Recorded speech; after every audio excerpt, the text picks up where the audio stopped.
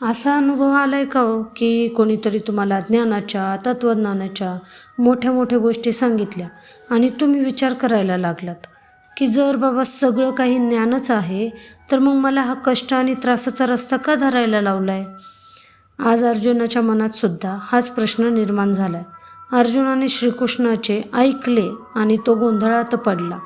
अध्याय क्रमांक 3 श्लोक क्रमांक 1 मध्ये अर्जुन श्रीकृष्णाला थेट विचारतं, हे जनार्दना, श्रीकृष्णा, जर कर्मापेक्षा बुद्धी, ज्ञान हेच जर तुम्हाला श्रेष्ठ वाटत असेल तर मग हे केशवा, मला या भयंकर आणि हिंसक कर्मामध्ये म्हणजे युद्धामध्ये का लोटत आहात?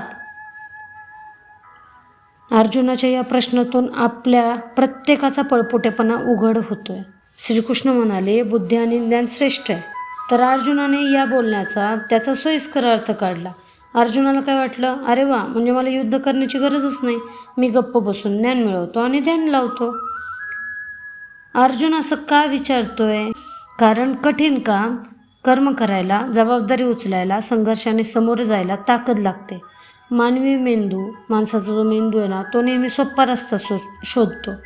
जेव्हा त्याला अध्यात्माचं ज्ञान मिळतं तेव्हा तो ज्ञानाचा वापर कष्टापासून पळ काढण्यासाठी एक ढाल म्हणून करतो. अर्जुनाला कठीण कर्मापासून पळायचं होतं म्हणून तो हा प्रश्न विचारत होता. हा श्लोक आज आपल्याला दैनंदिन आयुष्यामध्ये पळपुटेपणावर कसं काम करायचं हे शिकवतो. एक म्हणजे अध्यात्माचा वापर पळपुटेपणासाठी करू नका. सगळं भ्रम आहे, जगामध्ये काही ठेवलेलं नाही असं बोलून स्वतःचं काम, अभ्यास किंवा कर्तव्य सोडणं म्हणजे अध्यात्म नाही, तो आळस आहे. दुसरं म्हणजे कठीण कर्माला घाबरू नका.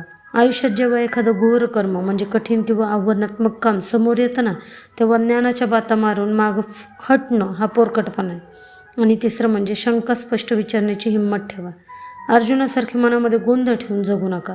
जर गुरु किंवा मार्गदर्शकाचे सांगणे समजलं नसेल तर थेट आणि प्रामाणिकपणे प्रश्न विचारा. ज्ञानाचा वापर कर्मापासून पळण्यासाठी ढाल म्हणून कधीच करू नका. आव्हानांना सामोरे जाण्याची तयारी ठेवा. गोंधळातून बाहेर पडा आणि सत्याचा शोध घ्या.